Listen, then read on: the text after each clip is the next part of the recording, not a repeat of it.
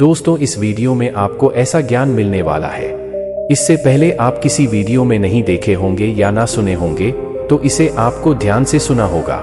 इस वीडियो में केवल ब्रह्मचर्य पालन करने के बारे में नहीं बताया गया है। इस वीडियो में अपने शरीर के सिस्टम को कैसे अच्छा रख सकते हैं, उसके बारे में बताया गया है, तो ध्यान से सुने। इसमें आप अपने शारीरिक सिस्टम के बारे में कुछ ऐसी चीजों को जानेंगे जिससे आप बार बार होने वाले वीर्य नाश से बच पाएंगे, वो भी हमेशा के लिए। हमें इस बात का अंदाजा है कि कामुकता अभी चरम पर है, जिसके कारण व्यक्ति पूरा बर्बादी की ओर अग्रसर है। युवा पीढ़ी समस्या से जूझ रही है। निर्णय लेने की कोई शक्ति उनके पास नहीं बची है, क्योंकि वह कामुकता के आगे इतनी बार हार चुके हैं कि उनको अब स्वयं पर भी भरोसा नहीं है। ऐसा लगता है जैसे अब वह किसी के गुलाम है। इस शरीर को जैसे कोई और नियंत्रण कर रहा है। इससे छुटकारा पाने के लिए ढेरों मोटिवेशन वीडियो देख लिए, पर फिर भी काम के आगे हार गए। सब आजमा लिया, अब तो चारों तरफ से रास्ते बंद नजर आते हैं। दिमाग की स्थिति एक पागल की तरह हो गई है। अब क्या करें, कुछ समझ नहीं आ रहा। ध्यान दीजिए मित्रों, ब्रह्मचर्य पद पर चलना कोई आसान कार्य नहीं है। ब्रह्मचर्य रहना हर किसी के बस की बात नहीं है, वह भी इस कलयुग में बहुत मुश्किल कार्य है। पर यह आसान है उन सभी वीरों के लिए जिन्होंने ब्रह्मचर्य का स्वाद चखा है। चुनौती उन वीरों के जीवन में भी है, पर वह आसानी से उस चुनौती को अंजाम देते हैं, क्योंकि उनके पास ब्रह्मचर्य बने रहने की कला है। जिसके पास कला है, वे कभी भी काम के आगे घुटने नहीं टेकता है। ऐसा व्यक्ति स्थिति को समझता है और उसी अनुसार अपनी दिनचर्या बनाता है। क्या हमें काम से बचकर भागना चाहिए?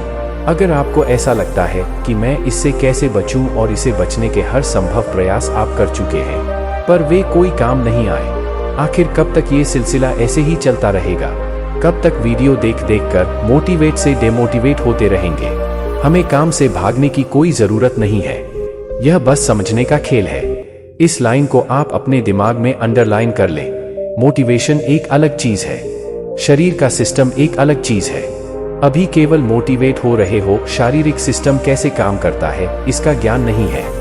मोटिवेट रहते हुए अगर आप शरीर के काम करने की प्रक्रिया जान लेते हैं, तभी आप इन गंदी आदतों से छूट सकते हैं। मैं आपसे एक सवाल करता हूं, क्या आप एक ब्रह्मचारी बनना चाहते हैं? तो सबसे पहले आपको ये जानना चाहिए कि वीर्य को अंदर रोकना ब्रह्मचर्य नहीं है। वीर्य को अंदर रोक करके अगर आप ये सोच रहे हैं कि मैं एक ब्रह्मचारी हूं, तो ये बात जल्दी से अपने दिमाग से निकाल दीजिए और इस बात को खूब समझिए कि किसी भी चीज को अगर बलपूर्वक रोकने की कोशिश की जाती है, तो वह अंदर कोई तेज नहीं बढ़ाएगी बल्कि बीमारी ही पैदा करेगी। तो सबसे पहले इस भ्रम से बाहर निकलिए। ब्रह्मचर्य मन का होता है और मन मेला है, गंदा है, तो ऐसे में ब्रह्मचर्य संभव नहीं है। सबसे पहले हम बार बार होने वाले वीर्य नाश के कारण को जानने के लिए इस शारीरिक सिस्टम को समझते हैं। यह शरीर जिसमें आप अभी हैं, जिसे आप अनुभव करते हैं, ये जो आपको दिखता है, ये केवल उस तक की सीमित नहीं है। इसमें बहुत कुछ छिपा है जिसे लोग जान नहीं पाते हैं। जो भोजन हम करते हैं, वह शरीर में जाने के बाद काम ऊर्जा में बदलता है और यह ऊर्जा इस शारीरिक सिस्टम में मूलाधार चक्र में इकट्ठा होती रहती है। ध्यान से समझिए, मूलाधार चक्र यह एक जनन ग्रंथि है, यानी जन्म देने वाली ग्रंथि। इस ग्रंथि में पूरे शरीर की सबसे अधिक ऊर्जा इकट्ठी होती है। शरीर में मूलाधार चक्र ही ऐसा चक्र है जहां से हमारी इच्छाएं उत्पन्न होती है। ये इच्छाओं का केंद्र है और इच्छा चक्र के कारण ही हम इस संसार से जुड़ते हैं। इस चक्र के कारण ही सृष्टि आगे बढ़ रही है। मूलाधार में स्थित ये ऊर्जा ही काम ऊर्जा है, जो हमें भोजन से प्राप्त होती है। जब यह ऊर्जा इस शरीर सिस्टम में बढ़ती है, तो व्यक्ति के जनेंद्रियों में गुदगुदी सी होने लगती है और ऊर्जा नीचे की ओर बाहर आने के लिए अग्रसर रहती है। हमें इसे दबाना नहीं है, पर इसे बहाना भी नहीं है। बलपूर्वक उसे दबाने की कोशिश करने से शरीर में बीमारी के साथ क्रोध का भी जन्म होता है। ऐसे व्यक्तियों को क्रोध अधिक आएगा और चिड़चिड़ापन बना रहेगा।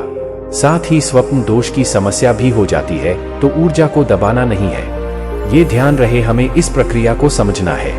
आज का मानव इस अद्भुत शक्ति को ऐसे ही व्यर्थ में बहा रहा है। जब यह काम ऊर्जा बाहर निकलती है, तो शरीर में हल्कापन महसूस होता है। ऊर्जा के बाहर निकलते ही शरीर फिर से भोजन से ऊर्जा जोड़ने में लग जाता है।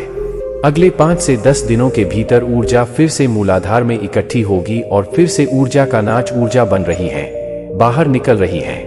ऐसा सतत चलता रहता है। बार बार इस प्रक्रिया के होने से एक समय ऐसा आता है जब इस शारीरिक सिस्टम में पाचन क्रिया कमजोर होने लगती है और यह शरीर अंदर गए भोजन को ठीक से पचा नहीं पाता है और धीरे धीरे ये काम ऊर्जा बनना बंद हो जाती है। ऊर्जा बनना बंद होते ही शरीर बूढ़ा और चम धीरे धीरे ढीली पड़ने लगती और व्यक्ति मृत्यु को प्राप्त होता है। ऋषियों ने भी ब्रह्मचर्य पर जोर दिया और कहा कि जो व्यक्ति निरंतर वीर्य नाश करता है वह स्वाभाविक मौत नम्र के कम उम्र में ही अकाल मृत्यु को प्राप्त होता है। अभी लाखों युवक अकाल मृत्यु की भेंट चढ़ने को तैयार है। अब आपके मन में सवाल उठेगा कि अब बढ़ी हुई काम ऊर्जा को कैसे सेटल करें ताकि आप फिर नाच से बच पाए। देखिए, ऊर्जा को ना तो दबाना है और ना ही बहाना है, हमें ऊर्जा का रूपांतरण करना है। ये कैसे होता है, हम आगे जाएंगे। ऊर्जा का रूपांतरण करने से पहले हम मन पर थोड़ा कार्य करेंगे। ब्रह्मचर्य मन का होता है, मन ही सभी का मालिक है, मन मेला है, इसलिए आज का मानव संकल्पहीन है, संयमहीन है। वे ब्रह्मचर्य जैसे महान संकल्प को करने के लिए तैयार नहीं है। ये सत्य है क्योंकि आज के युवाओं के मन में इतने दोष दर्शन कर लिए, इतने दूर दर्शन कर लिए कि अब वह किसी स्त्री की तरफ देखते भी है तो काम इच्छा जगा लेते हैं। वे सारे दोष दर्शन जो आपने किए, डेटा आपके मन के भी अंदर अंदर मन में मौजूद है। क्या आप उसे डिलीट कर सकते हैं? अंतर मन में वही चीजें पहुंचती हैं जो हम चेतन मन से उस चीज को स्वीकार कर लेते हैं, यानी कॉन्स होकर किसी चीज को स्वीकार कर लेना। दोष दर्शन करते समय व्यक्ति का चेतन मन यह स्वीकारता है, यह चाहता है कि मुझे भी यह सुख भोगना है। जैसे ही आपके चेतन मन ने उस घटना या दृश्य को एंट्री दी, उसे स्वीकार किया, वह अंतर मन में स्टोर हो जाता है। एक याद के रूप में प्यार, गुस्सा, वासना, अहंकार, लालच आदि ये सारी फीलिंग्स हमारे अंतर्मन में मौजूद होती हैं।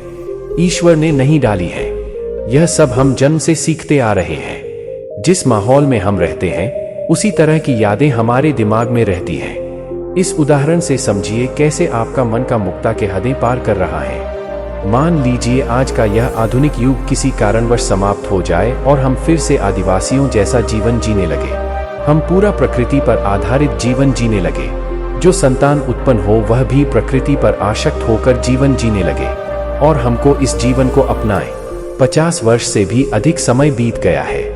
मान लीजिए 50 वर्ष बाद अगर आपको आज के आधुनिक युग की कोई वस्तु जो आपने देखी या इस्तेमाल की हो, जैसे टूटा हुआ कीबोर्ड का हिस्सा या मोबाइल का पुराना ढांचा दिखाई देता है, तो भले ही आपको आधुनिक युग से पिछड़े 50 वर्ष से भी अधिक समय बीत गए हो, पर आपका मन तुरंत अपने आप ही आपको सजेस्ट करता है कि यह वस्तु तो इस चीज से मिल रही है जो पहले से अंदर मन के हार्ड डिस्क में स्टोर है। चीज स्पष्ट दिखाई नहीं दे रही है, पर आप